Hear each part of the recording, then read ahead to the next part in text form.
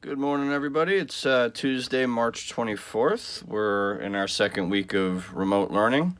We're going to be starting off with English today. All right, so we're looking at promises to keep. All right, and we're going to be working on pages 14 and 15 today.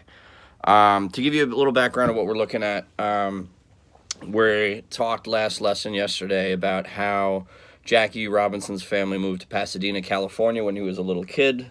That they met some racism and some resistance when they were there.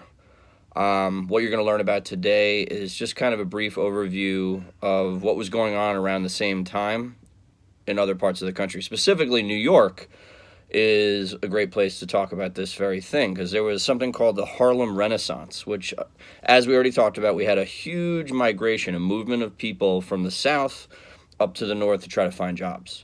And what happens is these people get jobs and they start to do well and they start to succeed. And the fruits of that success starts to show in culture. And so Harlem and the Harlem Renaissance is a great example of it. In the 1920s is the period that we're talking about. There was an explosion of creativity in Harlem, and it was mostly centered around the black community. And so jazz, I'm sure you guys have heard of before, but that was a huge time for jazz. And I commute back and forth. Well, when we're going to school, I commute back and forth through Jamaica, Queens. And in Jamaica, there's actually a whole section in the train station that talks about these very musicians. And I never knew how many people came from Queens, New York, let alone Harlem.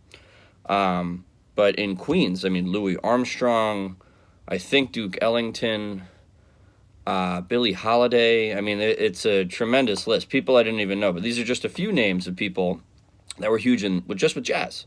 And so jazz in New York and Harlem in particular is a big spot for that. But it was funny that a lot of them were born in Queens. I never knew that. So I figure since most of you guys live in Queens, that might be an interesting little tidbit. But not just jazz. You'll see theater, writing, like novelists, poets, playwrights. All right, these another part of the huge part of the Harlem Renaissance. Art, so painters as well. It just was like a real explosion of creativity, and it's think about it, right? Maybe a generation back, these people's parents and grandparents were slaves, and now here they are, successful musicians, artists, writers. We have, for the first time ever, we have organizations that are run by African Americans that are newspaper outlets, all right? So they get to tell their story, all right, or their side of the story. So this is all important. I mean, we're hearing about the negatives.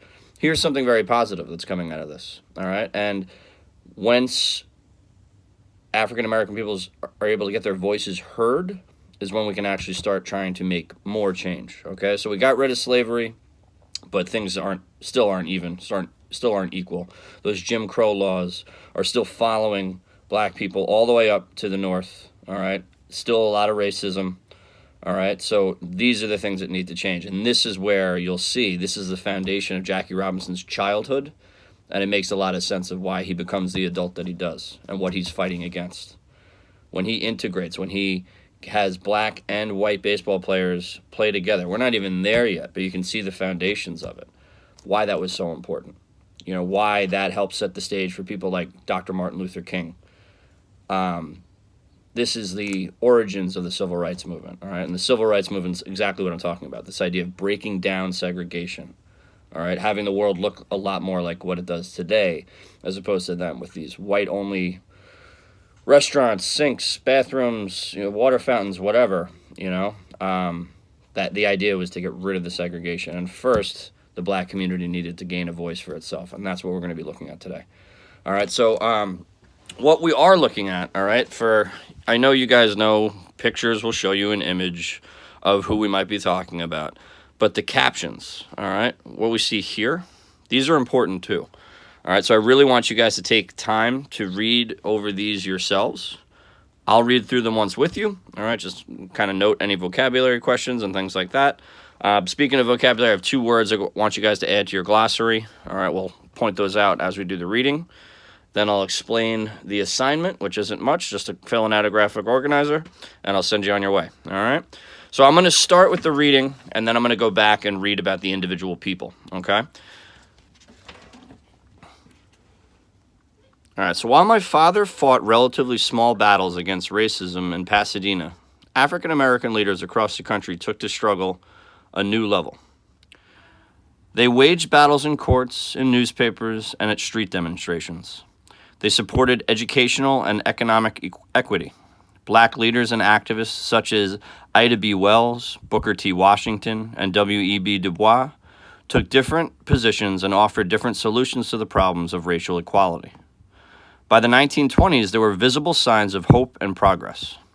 Black-owned and operated newspapers like the Chicago Defender, the Pittsburgh Courier, Boston's The Guardian, Ebony Magazine, formerly known as Negro Digest, and the NAACP's monthly magazine, The Crisis, and the Associated Negro Press sprang up to tell the story of racial progress and encourage an anti-segregation resistance movement. So there are two vocabulary words I want you to add to your glossary, all right? The first one being anti-segregation, the second being resistance, all right? And I'd like you to define those. That's part of your homework, okay? There was also a small but growing professional class of African Americans who taught school, worked in hospitals as nurses and doctors, practiced law, and owned businesses. The Harlem Renaissance, named after New York City's vibrant black neighborhood, Harlem, brought forth great African American writers, artists, and musicians. Artists like Jacob Lawrence, writers like Langston Hughes, Claude McKay, Countee Cullen, and Zora Neale Hurston. Jazz musicians like Louis Armstrong, Duke Ellington, performers like singer, actor, activist Paul Robinson, and dancer Bill Bojangles Robinson all rose to new heights of fame and popularity through the Harlem Renaissance. All right, so now I'm going to read the bios, some of these people that were mentioned, all right? So we'll kind of go through them piece by piece. Some very interesting people.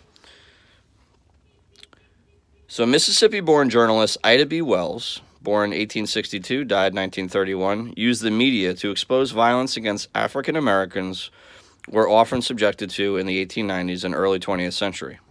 Wells researched and documented the shocking number of lynchings, all right, this is hangings, we've talked about this before, of black people, including 3 businessmen, friends in Memphis, Tennessee.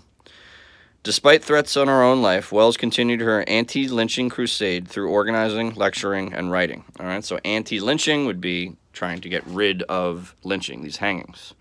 All right. Scholar and writer William Edward Burghardt Du Bois, all right, more commonly known as W.E.B. Du Bois, he's a very famous man, was born 1868 and died 1963. He believed African Americans should be educated and activists.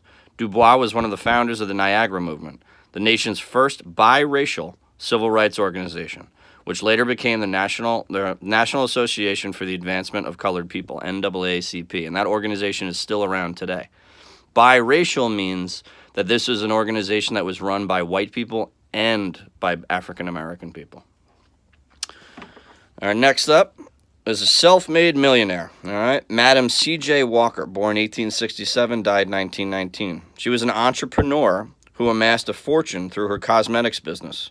Walker was an important supporter of the Harlem Renaissance, all right? So she made a fortune by selling makeup, and she used that money and that fame to help out the African American community. All right, Booker T. Washington is another famous individual. Sorry, let me try to get the glare out of here.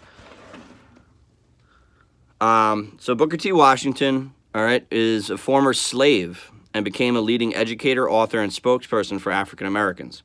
He headed the Tuskegee Institute in Alabama, an all-black college where students learned vocational skills. Washington believed this type of education would bring black people economic freedom, which would eventually lead to greater freedoms overall. So the Tuskegee Institute is another organization still open today. It's a very, very, very, very, very prestigious school. And just one little interesting tidbit I know about them is the Tuskegee Airmen were a unit of pilots in World War II that fought, and they were exclusively trained down in Alabama. But at that time, they were the first pilots that were African-American in the Air Force, in the United States Air Force.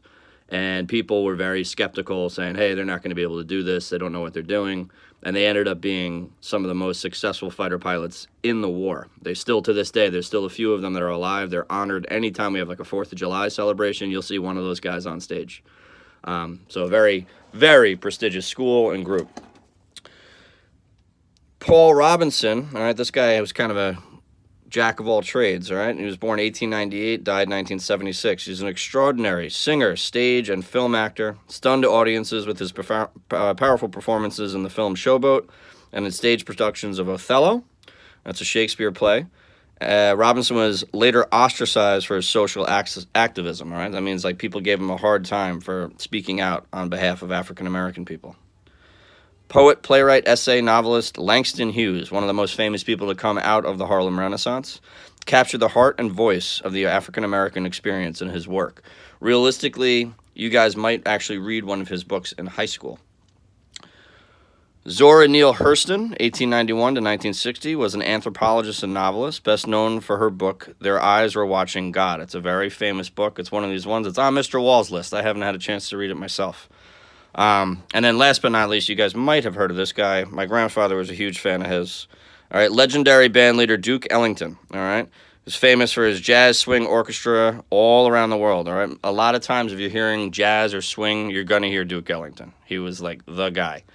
So you can see that there's a lot of, and this is just the tip of the iceberg. These are just a few of the more famous people you've heard of, all right, or will hear of in your life. You're going to hear these names again: W.E.B. Du Bois, all right, Booker Washington, Duke Ellington, right, Langston Hughes. I mean, these are big names. These are people that we're still reading their books, we're still watching their plays, still reading, their theories on integration and segregation or anti-segregation. So just wanted to give you, this is the positive side of things. This is where the change starts to happen. So yesterday you're hearing about the racism that people are hitting. Now you're seeing the African-American, Black community getting a voice of their own and starting to stand up for themselves. So I'm sure you can understand the importance of that, but this is where the civil rights movement really starts to get its beginning. All right, and this is Jackie Robinson is a child in this time. So he grows up in this atmosphere, and then through his actions and his baseball, he's able to break down that barrier in a different time. And that will set the stage for people like Martin Luther King, who I know you guys have heard of. So let me just explain your assignment, all right? I'll have sent this to you already. Now, the graphic organizer that you're filling, okay? First part here is the author's opinion, what the author believes, all right? The author being Sharon Robinson. Based on just these 2 pages, 14 and 15, you got to kind of focus on this time period. What do you think Sharon Robinson is saying about the life of African-American people at this time, okay? Then you're going to give me a reason why the author believes that, all right? So why do you think? Why do they believe that? What are they saying? And then lastly, you're finding 2 pieces of evidence that back that up. And that's it, all right? So it's a really pretty quick and easy assignment today. Again, we're chunking this book into like 2-3 pages so that we can walk through it nice and slow, all right? And make sure that everybody's got, general understanding. Now, at this point, your glossaries should have about 7 words on them, I believe. I'm going to email out a list tomorrow of where you should be, all right? Because if you don't have them, I want you to catch up and make sure you get them, all right? Lastly, I'll attach these directions. I don't want to confuse you because you're obviously not working in groups, all right? But focus on the last paragraph on page 15, okay? So that's here, all right? And that's for that organizer before it, all right? Think about and discuss what reasons does the author give to support her opinion, all right?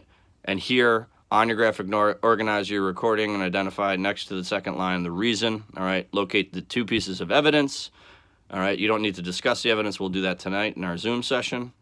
All right, and paraphrase the evidence you identified in your organizer, all right? Paraphrase is the same thing I say. Put it into your own words. You're writing less, and when you do that, you internalize and you remember better, all right?